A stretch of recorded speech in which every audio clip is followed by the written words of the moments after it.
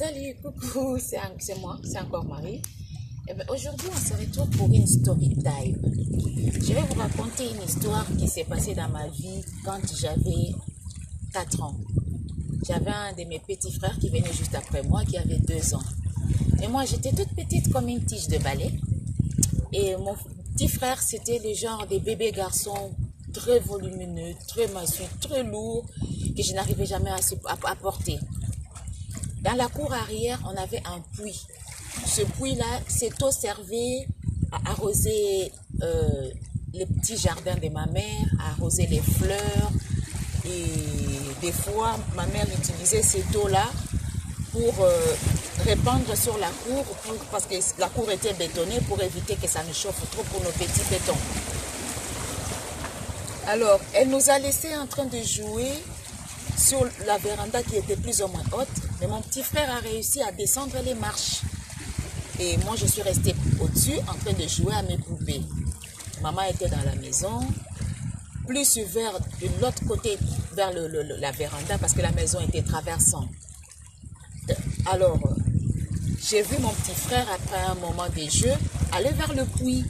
Ce puits avait une certaine hauteur par rapport à sa taille. Mais il a réussi à regarder à l'intérieur et à voir son ombre. Et du coup, pour lui, il jouait. Il pensait que c'était un autre bébé de son âge qui était en bas et il lui faisait des petits coucous. Et moi, quand j'ai vu ça, j'ai couru. Je suis allée rejoindre vite mon petit frère. J'ai dit, oh là là, il va lui arriver un problème. J'ai couru et je l'ai attrapé. Quand je l'ai attrapé, c'était là, à ce niveau-là, juste en bas de ses aisselles. Je l'ai enserré de tous mes bras et j'ai commencé à crier pour appeler notre maman. Mais elle ne m'attendait pas parce que ma voix ne portait pas. J'ai crié avec une voix tellement petite et elle était seule à la maison qui était tellement grande, mais elle ne m'entendait pas du tout. J'ai crié de toutes mes forces et mon petit frère, comme elle m'a vu le tenir, il a commencé à utiliser mon poids pour bien avancer. Et à chaque fois, il tenait le puits et il avançait.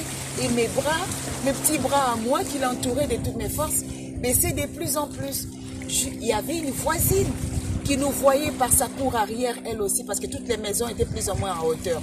Elle nous regardait par sa porte arrière, elle ne bougeait pas. Et moi, je lui demandais, appelle maman, dis-lui, mon petit frère va tomber dans le puits. Elle nous regardait, elle ne bougeait pas du tout. Franchement, aujourd'hui, je me dis, c'était quel genre de femme celle-là? Elle ne bougeait pas du tout. Et moi, j'ai crié.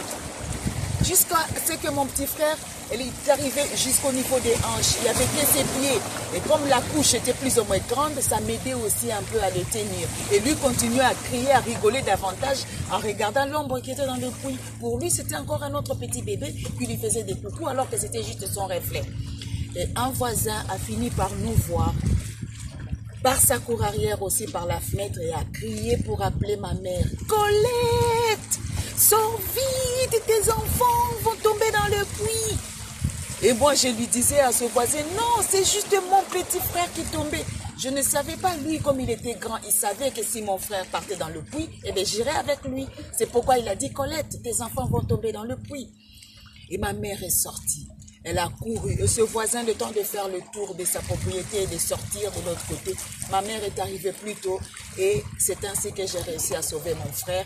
Je dirais plutôt que le cours du destin n'a pas voulu que je meure à cet âge-là. Et ma mère, comme avec elle, il n'y a jamais rien de petit.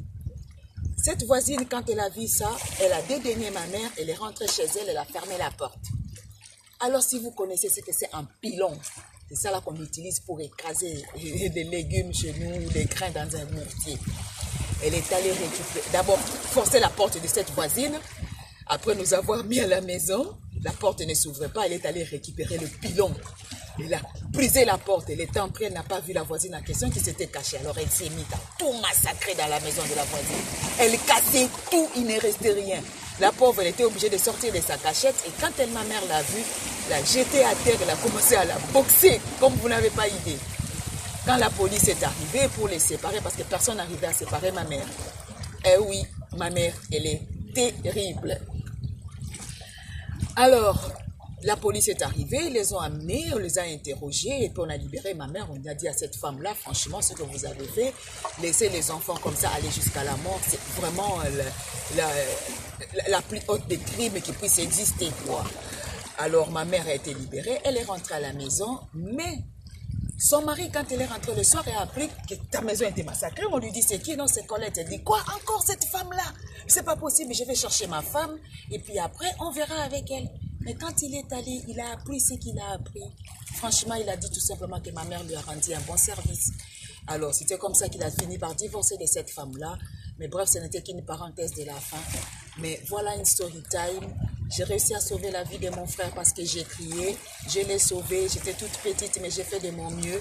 Et grâce à ce voisin, ma mère a pu entendre. Mais franchement, les humains, soyons humbles. Soyons compatissants et soyons serviables. Les petits minous, ils ne vous ont rien fait, même si vous êtes en conflit avec le voisin ou la voisine. Oubliez ce conflit, les enfants sont innocents. Sauver la vie d'un petit enfant, ça vous fera quoi? Eh bien, ça justifie peut-être le fait que cette femme-là n'arrivait pas à avoir d'enfant. Parce qu'elle ne pouvait pas donner la vie avec ce genre de comportement, avec ce genre de cœur. Allez, donc c'est tout pour aujourd'hui. Je vous laisse et je vous dis à très bientôt. Au revoir.